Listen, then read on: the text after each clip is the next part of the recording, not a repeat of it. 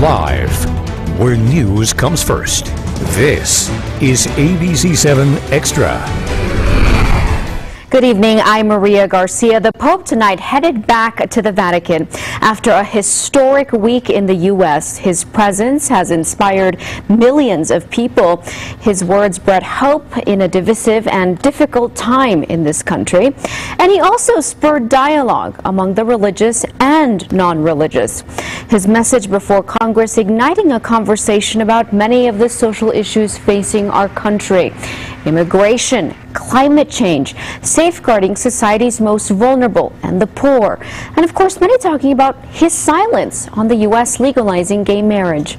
Joining us tonight, Corbertt, the director of the Hope Border Institute.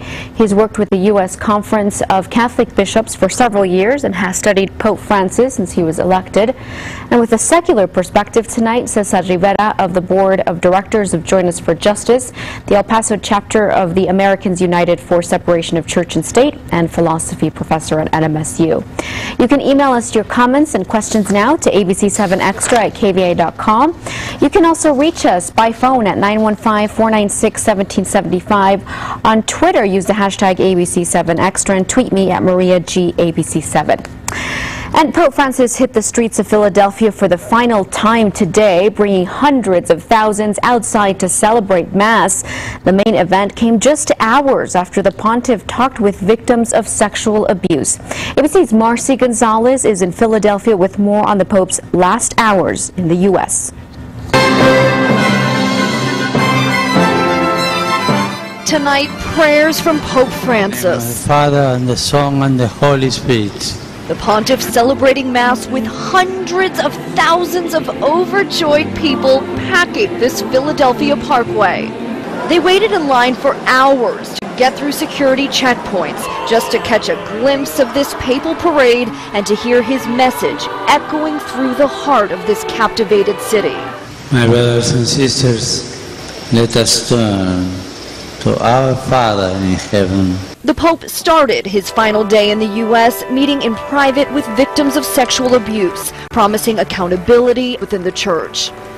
Dios llora. God weeps. Los crímenes y pecados de los abusos sexuales a For menores the sexual no abuse pueden ser of children, mantenidos en secreto por these más tiempo. cannot be maintained in secret. The People's Pope again demonstrating his passion for the disenfranchised, visiting a prison. Sobre todo, I stand among you, a pastor, a shepherd, but above all, as your brother. Each hug and handshake as heartfelt as the love he shared with the littlest in the crowds.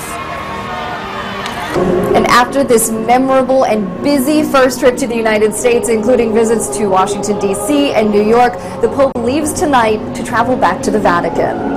Marcy Gonzalez, ABC News, Philadelphia. All right, joining us now are Cesar Rivera, the Board of Directors of Join Us for Justice, and Corbertt, the Director of the Hope Border Institute. Thank you so much for joining us. Thanks for having me, Maria. Thank you for having us. Of course. So, Dylan, I want to start with you. What do you think will be the main lasting impact of this visit?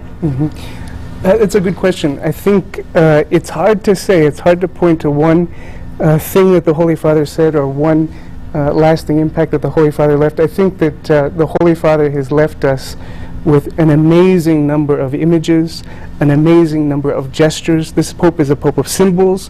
He's a Pope of gestures. And he's done it again. You know, I think a lot of people had expectations for the Pope's visit, but I think he surpassed all of them. You know, just today, he was in a prison in Philadelphia, reminding each of those prisoners and prisoners throughout the country, because this was televised, of their dignity and worth as human beings. Earlier in New York, he visited a Catholic school that serves underprivileged children and immigrant children, and I don't think I've seen the Holy Father happier during this entire trip. And then before that, in Washington, D.C., he had lunch with the homeless. He turned down lunch with politicians from Capitol Hill to join people who are homeless for lunch and to serve them lunch. I think those are the lasting images. Those images where he's touched people, where he's comforted people, where he's shown people the love and compassion of God. I think that's what will remain in the hearts of Americans and Catholics throughout this country. And speaking of symbols, I mean, these symbols carry meaning. They really convey a message about the Catholic Church. Cesar, from what I understand, you're not a Catholic. You're bringing a secular perspective to this, but you're nodding your head as Dylan was speaking. I think it's very clear that for many Americans, even non-Catholics, this is a pope that a lot of people can agree with his message. To a large extent, I agree with Dylan here. Every single thing he said, the gestures, the messages, the symbols, it's so important that the Pope dissociated immigrants from criminality, which have been conflated by several politicians who are pandering to the lowest of the lowest in American society. He reminded people who are incarcerated and homeless people of their dignity. There is not a whole lot more than I can add other than to say that I am happy that the Pope has filled the environment of American media with a message of union rather than divisiveness, with a message of reminding us that refugees are human beings. Whether they're Muslim or not, we should not be afraid of them. We should recognize their humanity, and immigrants are not, whether they're undocumented or not, they are human, and we should respect their humanity. As a secular humanist myself, it's a message that resonates with me, and I agree with Dylan on that. You know, and then you were saying he comes at a time, you know, people are covering the presidential elections, which the American media really covers presidential elections like there's some sort of soap opera, right? With the most dramatic sound bites, butted with the next most dramatic sound bites. But in typical American fashion, Americans like to politicize everything. The Democratic Party increasingly attempted to claim Francis as sort of their policy champion, saying that he chose immigration and climate change as issues to talk about. Congressional conservatives, before the visit, we heard them talk about him in ways at times where they perceived him as sort of a threat. On his way to the U.S., Pope Francis made it clear to the press, saying he's not a liberal. So how much of people thinking he's a sort of more progressive liberal pope, how much of that is perception and projection, that Americans like to project that on him, and how much of it is really that he is that? I'm going to start with you, Dylan. Sure. Well, you're right. The American political scene isn't something to be celebrated today.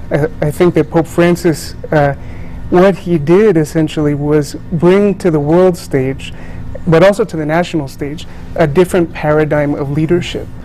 Leadership, if you were to pay attention to the political debates in this country right now, is all about tearing down, it's about sniping, it's about bringing people down. And Pope Francis says it's entirely something different. Leadership is about service, and primarily about service to the margins. And that's something that I think a lot of American politicians, and perhaps a lot of Americans during this silly season, this silly political season, haven't heard.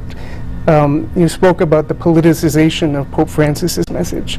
And I think Pope Francis would say that his message is neither Republican nor Democrat, that it's unhelpful to interpret his message, which is really the message of Catholic social teaching, in terms of left or right. I think this is a Pope who's better understood in terms of top and bottom.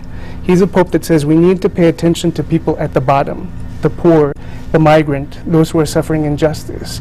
He doesn't pay attention to political categories, conservative or liberal, left or right. He pays attention to the people at the bottom. But people who are watching him do pay attention to left or right, and there is something to be said that, you know, Democrats believe the U.S. needs to regulate the economy and the environment, and so does the Pope, and that was his message. So his message does seem to align in some way, if you really simplify it, with the values of the current Democratic Party.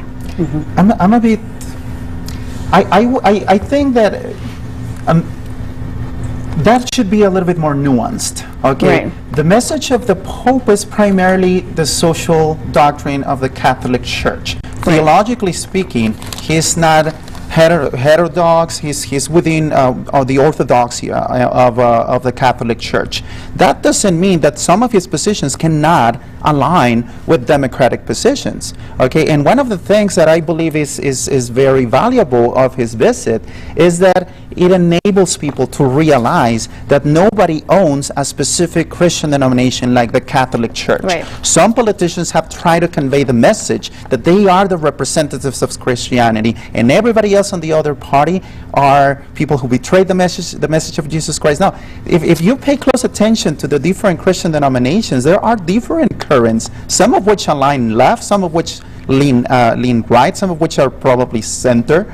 But with respect to the environment and with respect to immigration, definitely the kind of discourse that Democrats have been putting out there is closer to the message that the Pope has been putting on the table. And you know, it's true that his message, he's a Jesuit, and his message of safeguarding the poor, obviously a doctrine from the church, not anything new to Francis, but he's also a head of state who conducts foreign policy. And what's fascinating, I think, about Pope Francis is the issues that he has chosen to elevate as a priority for society, for governments, and we're issues about, again, safeguarding the poor, about climate change. Those are the issues he's chosen to elevate as these are our priorities as a whole, our communal responsibility. Whereas he shows more nuance in his rhetoric towards issues of gay marriage and abortion. The way he speaks about them is almost like it's an individual choice. Would you agree? Well, there's certainly a distinction to be made between personal sin and social sin, or structural sin and personal sin. I think Pope Francis is giving renewed emphasis to the dimension of structural social sin that's in our economy, that's in our global financial system, that's in our economic system, that's in our criminal justice system here in the United States. He wants to put the emphasis more on those systems and structures which are weighing upon the poor in a disproportionate manner. Right. You said that the Pope is a political leader and a head of state. That's true, but primarily he's a pastor. Right. He's a shepherd. He sees himself as the guardian and protector of the poor and marginalized, because that's essentially the mission of Jesus Christ, whom he represents. And indeed, he didn't want to arrive to Washington, D.C. He said not too long ago that his plan originally was to come to El Paso, to pass through Ciudad Juarez, through the border. Right. He wanted to come as a migrant. And that's because he's particularly sensitive to the situation of migrants in the world today. We're facing an unprecedented, since World War II, unprecedented crisis in terms of migrants and refugees. And that's true here in the United States. We're still facing a migration crisis. And so when he came here as a pastor, he wanted to come through the border to show his solidarity with the immigrant and to show the dignity of the immigrant. And that's not primarily a political message, it's a pastoral message with political implications. And we saw last summer when we had an influx of unaccompanied minors from Central America coming through the border, through this border, we saw the diocese and several El Paso churches step up to house these immigrants. Let's go to the phone lines. We have Jerome in the Northeast on the phone. Jerome, what's your comment or your question? Do you think that the Pope's message will resonate, or will it evaporate shortly after he leaves? That's a very good question. Will his message resonate or evaporate?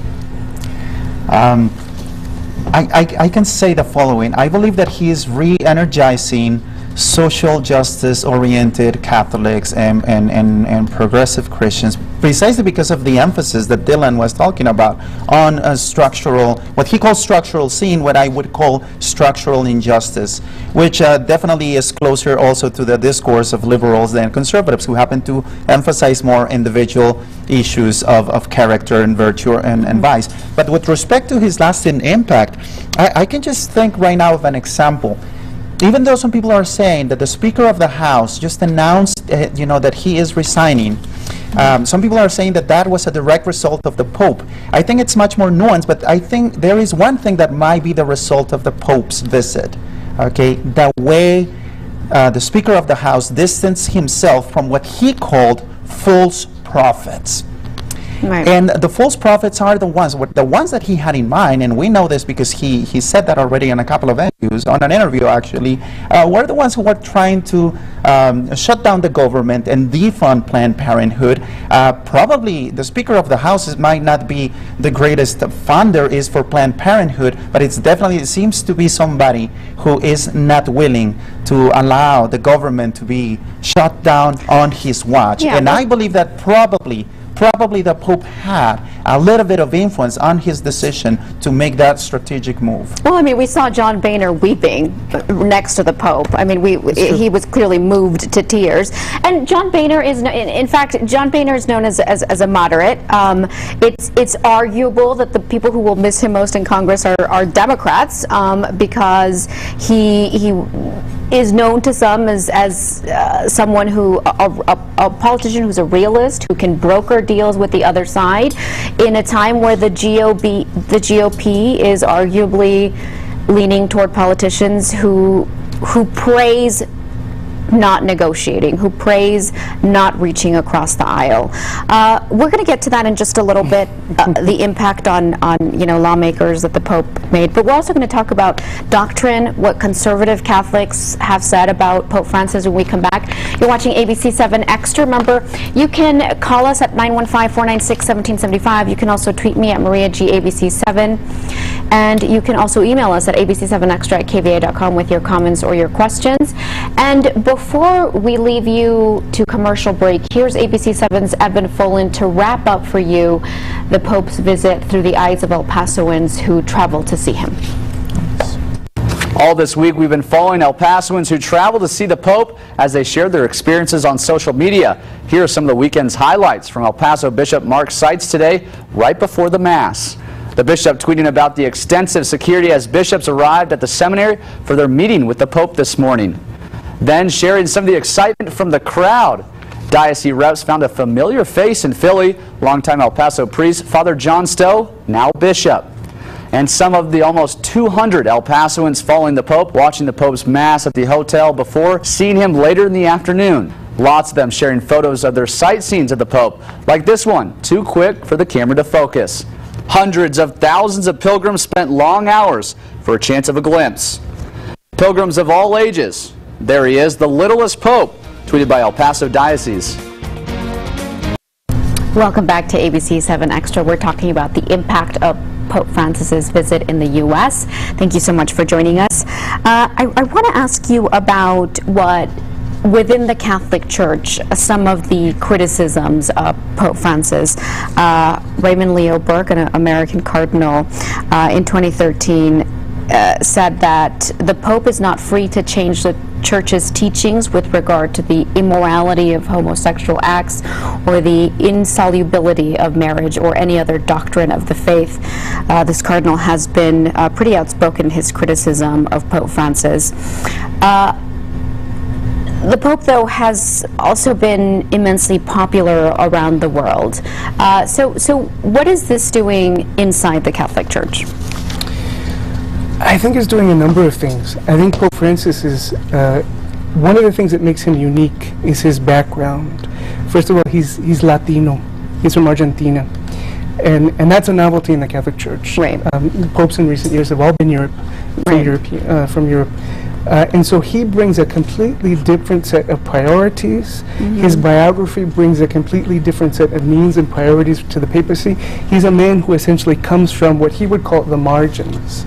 You know, typically the Catholic Church, like every institution, has a tension between the center and the periphery, the center and the margins. And now here you have a man who's been living his ministry in the slums with the poor, as a pastor, as an archbishop of a major metropolitan city in Latin America, Buenos Aires, who comes to Rome. He's now Bishop of Rome. He brings that perspective with him, and it's a perspective that deals with people one-on-one. He doesn't. And it's fresh. It's fresh. It's different. It's new, and it doesn't deal with people top-down. And so, he's not changing doctrine. He's not changing dogma, but he brings an approach that's entirely different. One that's concerned with the individual.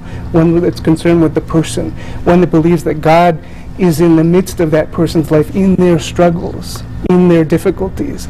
And that's a different perspective. We haven't seen that before. And so he's changing the dynamic in the Catholic Church. And he's also creating reform within the Catholic Church. I mean, he's also changed structurally. Definitely. This Pope is a reformer, no doubt about it. And he's reformed in a number of ways. He's brought that perspective of being an outsider to the papacy itself. He's moving from a very centralized church to a church which is more horizontal, that brings a vision of other folks who are at the peripheries. His cardinals, for example, his new cardinals are from the peripheries.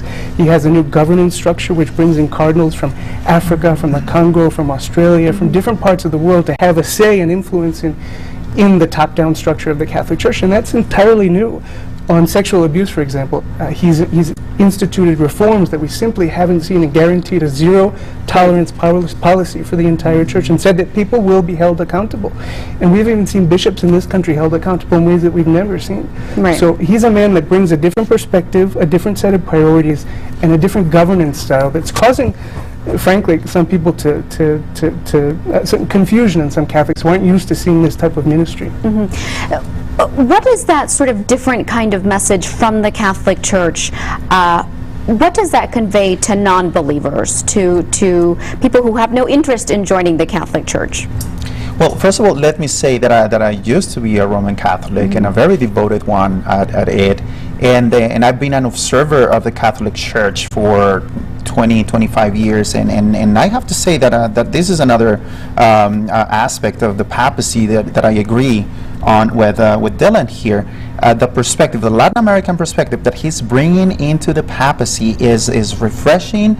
It's definitely moving towards reform. The Second Vatican Council represented a modernization of the Roman Catholic Church, but that modernization certainly slowed down, and from the perspective of secular humanists, like me, even probably backtracked a little bit under the papacies of John Paul II and Joseph Ratzinger, Benedict XVI. I believe that he's moving back forwards and in line with the Second Vatican Council. Now, from the perspective of a secular humanist or somebody who's not interested in the Roman Catholic Church, but being interested in social justice, I'm happy with that kind of development. However, that kind of development is not homogeneous. It has some blind spots that I would like for the Pope to make progress on. Like what? Same-sex marriage, respect to LGBT people, a little bit more emphasis on sexual morality from a much more humanistic perspective. There are resources in Roman Catholicism, in the tradition of faith of Roman Catholicism, that would enable them to make a little bit more progress. And that doesn't mean I would like for Catholics to abandon Catholicism. I just believe that still, those one of the great things the Pope said in his address to Congress was that every religion was amenable to fundamentalism. And I believe that with respect to sexual morality, even this progressive Pope, he is not letting go of a certain integrism, or what they call integralism in Latin America, within the Catholic Church, which is a kind of fundamentalism. And is there room? Is there room for that to maintain sort of the integrity of the Catholic Church's beliefs and the doctrine, while still, as Cesar points out, addressing those blind spots? Sure. Catholicism, Roman Catholicism, Christianity, biblical Christianity even, is open to development. But it has to be a development that doesn't sacrifice tradition. It has to be a development that doesn't contradict tradition. And so there's certainly a tension. The faith can develop. I think of the Pope's teaching on the environment, for example. We haven't seen a teaching like this in a long time. And it's not that he's contradicting his predecessors. It's not that he's contradicting John Paul II or Benedict XVI, but he's deepening the tradition. He's taking it further, in terms of ecology. And what he's doing is very interesting. He's connecting.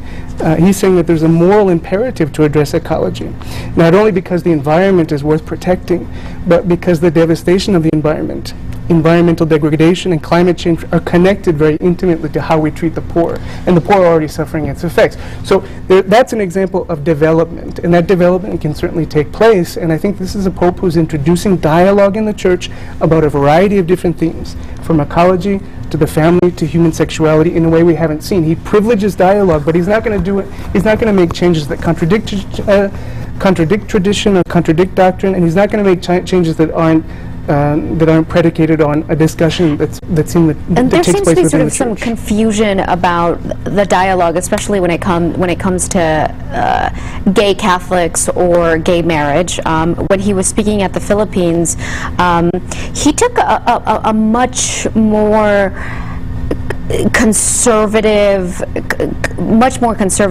more direct stance on gay marriage than he has in other places where he's spoken. You know, we've all read the very famous quote, "Who am I to judge?"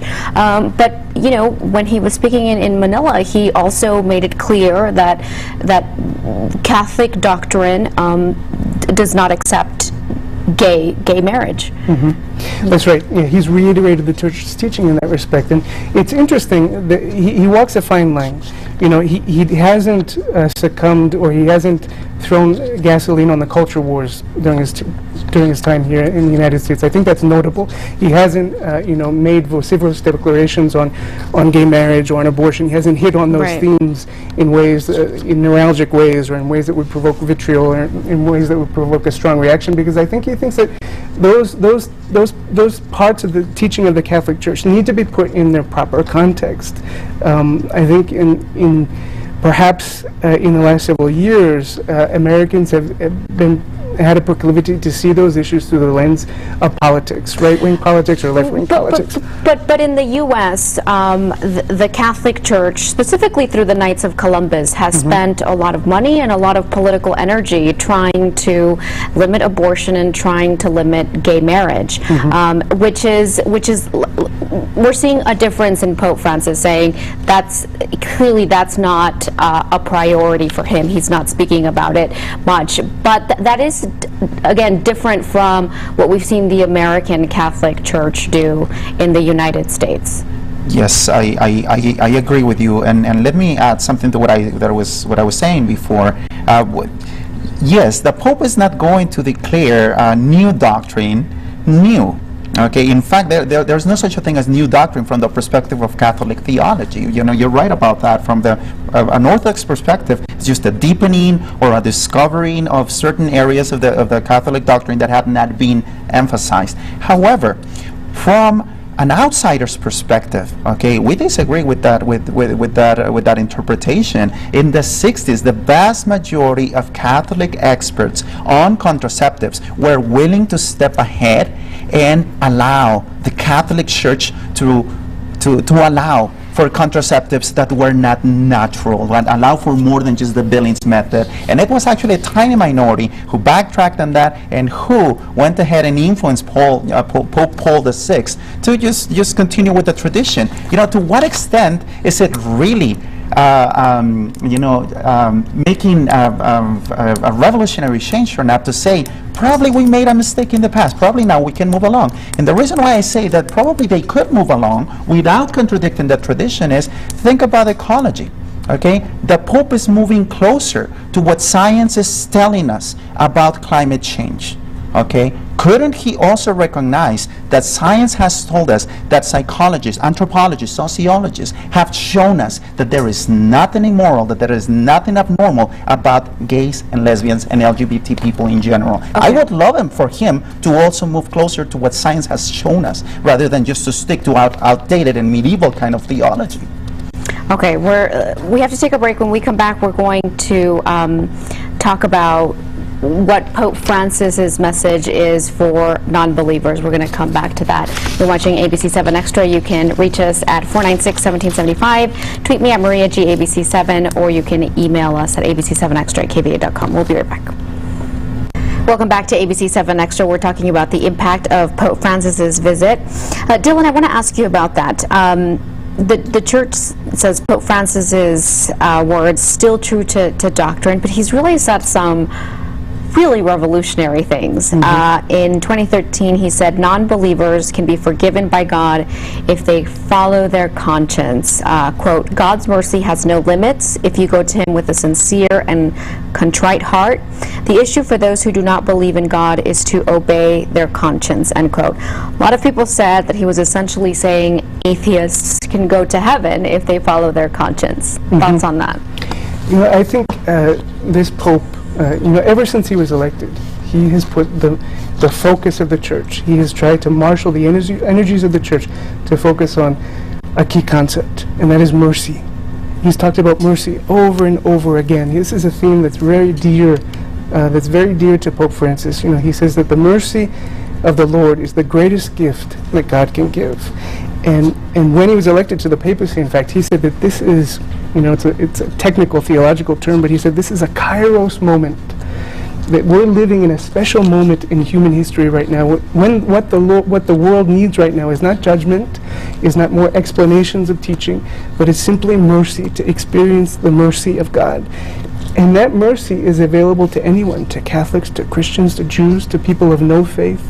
That's a mercy that's available to us all. And where do we find God? We find God in the depths of our hearts, in the depths of our consciousness, of our consciences. And that's a message that Pope Francis has chosen to lift up and reiterate. So does that mean, though, that someone who does not believe in God can find God in a way, even if they're not seeking God, through their conscience? Absolutely. The mercy of God knows no bounds. Even an atheist who says, I do not believe in God. The love of God knows no bounds. And so, absolutely, that's a core teaching of the Catholic Church. It's a core teaching of the Christian faith. And I think Pope Francis is simply reminding us in a way that perhaps we haven't heard in a long time, that God's mercy knows no limits. God's love knows no limits. What do you think about that? Well, that clearly differentiates Catholicism and some other Christian denominations, especially mainline Protestantism, from certain fundamentalist and evangelical churches that do believe that without the true faith, there's no salvation. So you're not a Christian, you don't accept Jesus into your heart, you just won't find any salvation. You're not going to go to heaven, you're going to go to hell, or you're going to get destroyed by the Armageddon. That definitely sounds like a more esoteric view of God and salvation. Yeah, I think the Pope's view is much more reasonable than that, and I appreciate that. However, I do want to say the following. From the perspective of Join Us for Justice, from the perspective not of secular humanism, but from the perspective of an organization that fights for separation of church and state, what matters is not whether a Christian denomination or some religion is willing to extend salvation or the opportunities of salvation to those who belong to a different faith or no faith at all. What matters to us is the willingness they have not to try to have the government privilege their faith over other faiths or over non-faith. If the Roman Catholic Church is willing to do that, we are willing to work with that Christian denomination and with other Christian denominations and other religions for separation of church and state, so that everybody can actually enjoy freedom of religion, or freedom of religion if they so want. And one group of people, two groups of people that probably could benefit from that are precisely women in their access to contraceptives, which has sometimes been blocked by Catholic organizations, and LGBT people. All right. Well, thank you so much for joining us. My director is telling me we have to go. Thank you so much, Dylan. Really interesting stuff. Thank you so much for joining us. Thank you. If I may, really quick, I would like to present Dylan with a mug with from Join Us for Justice, which says, "I respectfully disagree," one of our mottos, and it just means that we are willing to engage in an exchange of ideas and work together for justice. Okay. Thank you very much. I think this dialogue tonight proves we agree on quite a few things. So I respectfully agree with Cesar. Yeah, respectfully agree on many things, yes. We do. All right. Thank you so much for watching ABC-7 Extra. We hope you found this informative, and we'll see you next week. Bye-bye. Thanks. That was a good show. Thank you. Thank you. Yeah, thank you.